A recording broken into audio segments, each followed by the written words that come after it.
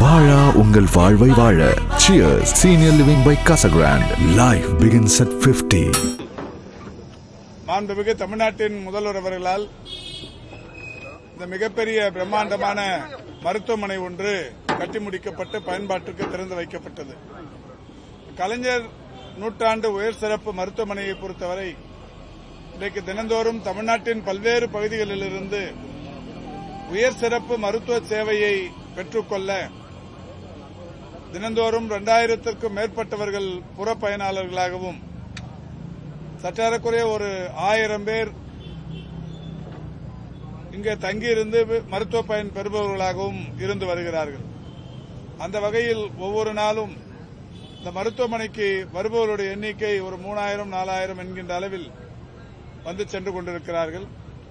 இதே வளாகத்தில் தேசிய முதியோர் நல மருத்துவமனை ஒன்று திறந்து வைக்கப்பட்டிருக்கிறது. அந்த மருத்துவமனையை பொறுத்தவரையிலும் கூட தினந்தோறும் தமிழ்நாட்டின் பல்வேறு பகுதிகளிலிருந்து 1000க்கும் மேற்பட்ட வயது மூத்த பெருமக்கள் வந்து மருத்துவ பயன் பெற்று சென்று கொண்டிருக்கிறார்கள்.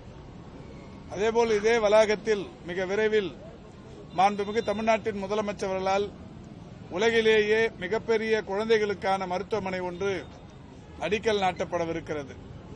எனவே அந்த அளவுக்கு இந்த இடம் என்பது ஒரு மிகப்பெரிய மருத்துவ மையமாக மாறியிருக்கிறது. எனவே வெளியூரிலிருந்து வருபவர்களும் சென்னையிலிருந்து பல்வேறு பகுதிகளிலும் இங்கே வருவதற்கு ஏதுவாக பேருந்து வசதிகளும் நீடிக்கப்பட்டிருக்கிறது. சைதை தொகுதியின் எல்லா பகுதிகளிலிருந்தும் இங்கே வருவதற்கு ஒரு சிற்றுந்து ஒன்று ஏற்பாடு செய்யப்பட்டு அது இந்த மருத்துவமனைக்கே தொடர்ந்து வந்து கொண்டிருக்கிறது.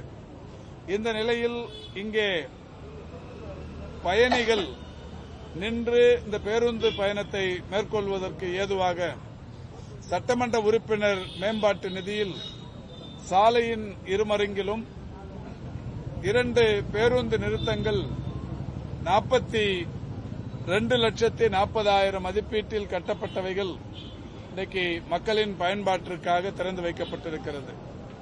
பெருநகர சென்னை மாநகராட்சியின் இணை ஆணையர் அவர்களும் அதேபோல் பெருநகர சென்னை மாநகராட்சியின் மண்டல குழுவின் தலைவர்கள் 13 மற்றும் 10 ஆகியோரும் இந்த வட்டத்தின் மாநகராட்சி மன்ற உறுப்பினரும் பங்கேற்க இந்த 2 பேருந்து நிறுத்தங்கள் இன்றைக்கு மக்களின் பயன்பாட்டிற்கு கொண்டு வரப்பட்டிருக்கிறது. அதேபோல் ஏற்கனவே இதே வட்டத்தில் அம்பாள் நகர் பகுதியில் ரூபாய் 1,40,00,000 மதிப்பீட்டில்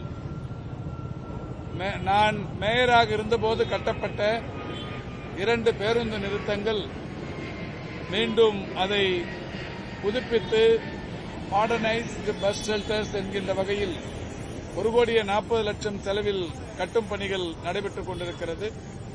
அதுவும் விரைவில் பயன்பாட்டுக்கு வரவிருக்கிறது. அதேபோல் இன்றைக்கு கிண்டி பேருந்து நிறுத்தத்தை பொறுத்தவரை மிகப்பெரிய அளவில் சென்னையின் அனைத்து பகுதிகளுக்குமாக இங்கிருந்து பேருந்துகள் சென்று வருவதால் மிகப்பெரிய அளவிலான பேருந்துகளின் இயக்கம் இருந்து கொண்டிருக்கின்ற காரணத்தினால் ஏற்கனவே திமுக ஆட்சி காலத்தில் மேயர் மேம்பாட்டு நிதியில் கட்டப்பட்ட அந்த 2 பேருந்து நிறுத்தங்களையும் இன்றைக்கு மாடர்னைஸ்டு பஸ் ஷெல்டர்ஸ் என்கின்ற வகையில் அதை மேம்படுத்துவதற்கு ரூபாய் 93 லட்சம் ஒதுக்கீடு செய்யப்பட்டிருக்கிறது. அந்த பணிகளும் விரைவில் நடைபெறவிருக்கிறது. அதேபோல் இதே சைதாப்பேட்டையில் இருக்கிற அண்ணா பேரறிஞர் அண்ணா நூற்றாண்டு நூலகம் இன்றைக்கு அந்த நூலக அரங்கம் என்பது மிகப்பெரிய அளவில் அரசு நிகழ்ச்சிகள் தொடர்ந்து நடைபெற்றுக் கொண்டிருக்கின்ற காரணத்தினாலும் அந்த நூலகத்திற்கு தினந்தோறும் ரிசர்ச் ஸ்காலர்ஸ் என்கின்ற வகையிலும் அந்த நூலகத்தில் படிப்பதற்கு சிறு குழந்தைகள் தொடங்கி கல்லூரி படிப்பு பயில்கிற மாணவர்கள் வரை ஏராளமான மாணவ சமூகத்தினர் ஆயிரக்கணக்கில் தினந்தோறும் வந்து சென்று கொண்டிருக்கின்ற நூலகம் என்கின்ற காரணத்தினாலும் அந்த காந்தி மண்டபம் சாலை என்று சொல்லப்படுகிற அந்த 80 அடி சாலையில் இருமருங்கிலும் சட்டமன்ற உறுப்பினர் மேம்பாட்டு நிதியில் 2 பேருந்து நிறுத்தங்கள் இதேபோல் கட்டுவதற்கு நிதி ஒதுக்கீடு செய்யப்பட்டிருக்கிறது.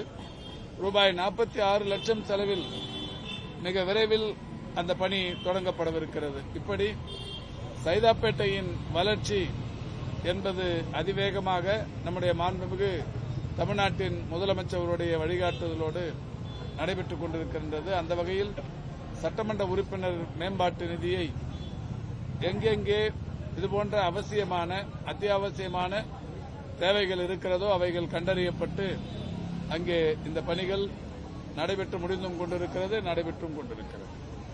நேற்று அன்புமணி ராமதாஸ் பேசும்பொழுது சேவை குறிப்பிட்ட கால இடைவெளியில தான் இருக்குது. அதனால சென்ட்ரல் கோயம்பேடு டி நகரிலிருந்து வரக்கூடிய பேருந்தெல்லாம் இந்த வழித்தடத்தில் இயக்கினா பொதுமக்கள் நோயாளிகள் பயன்பெறுவாங்க அதிக அளவில். இல்லைன்னா குறிப்பிட்ட இடைவெளி இல்லாதனால ஆட்டோ பிடிச்சி பஸ் ஸ்டாண்டுக்கு இல்லை, இங்கிருந்து பேருந்து நிறுத்தத்துக்கு ஒரு 500 மீட்டர் தான், 500 அடி தான் இருக்கும்.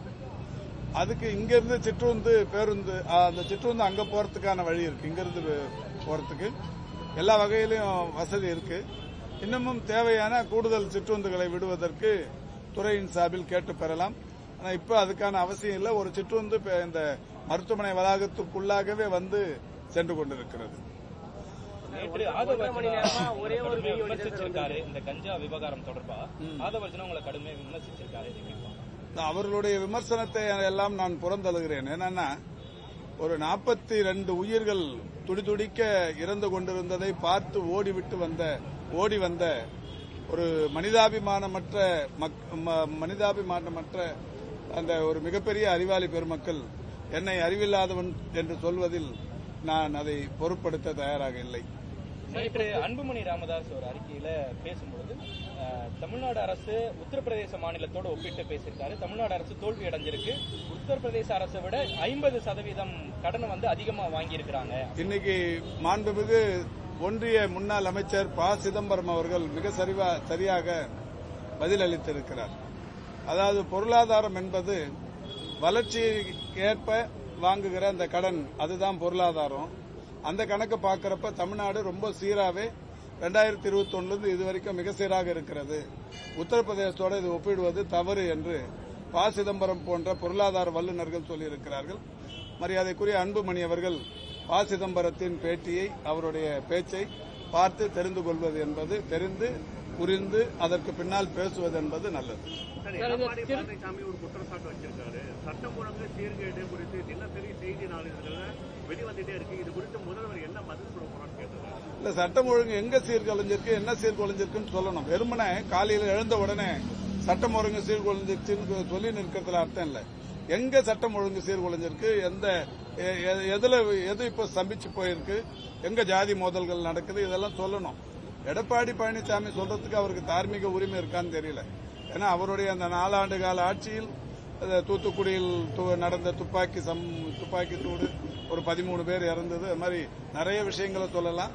இந்த சாத்தான்குளத்தில் நடைபெற்ற விஷயம், சட்டம் ஒழுங்கு எந்த அளவுக்கு சந்திச்சிருச்சுங்கிறத அவர் கொஞ்சம் மனசாட்சியோட நினைச்சு பார்த்தாருன்னா இன்னைக்கு நடக்கிற இந்த ஆட்சி என்பது எந்த அளவுக்கு ஒரு மக்கள் நலன் சார்ந்த ஆட்சியாக இருக்கிறது என்பதை புரிந்து கொள்ள முடியும். சார், இந்த திருத்தணி சம்பவத்தில் சிறுவர்களால் தாக்கப்பட்டது வடமாநில திராஜ் ஒரே நாளில் அதாவது உயிருக்கு ஆபத்தான சேர்க்கப்பட்ட நிலையிலும் ஒரே நாளில் டிஸ்சார்ஜ் ஆயிடாரு சொல்லிட்டு சமூக வலைதளம் பரவி இருக்கு. நம்ம தமிழக மருத்துவத்துறை நல்ல முன்னேற்றம் இல்ல இது சம்பந்தமா காவல்துறையின் உயர் அலுவலர் டிஐஜி மிக சரியா சொல்லியிருக்காரு. அவருக்கு அங்க ட்ரீட்மெண்ட் திருத்தணியில கொடுத்து திருவள்ளூருக்கு அழைச்சிட்டு வந்து திருவள்ளூர்ல இருந்து காவல்துறையினரே ராஜீவ்காந்திக்கு அங்க அவருக்கு அந்த ஸ்ட்ரிச்சஸ் எல்லாம் போட்ட உடனே போதும் நான் ஊருக்கு போறேன்னு சொல்லி எழுதி கொடுத்துட்டே போயிருக்கிறாரு. அந்த டாக்குமெண்ட்டை காவல்துறை அதிகாரி பத்திரிகையாளர் முன்னாடியே காட்டியிருக்கிறார்.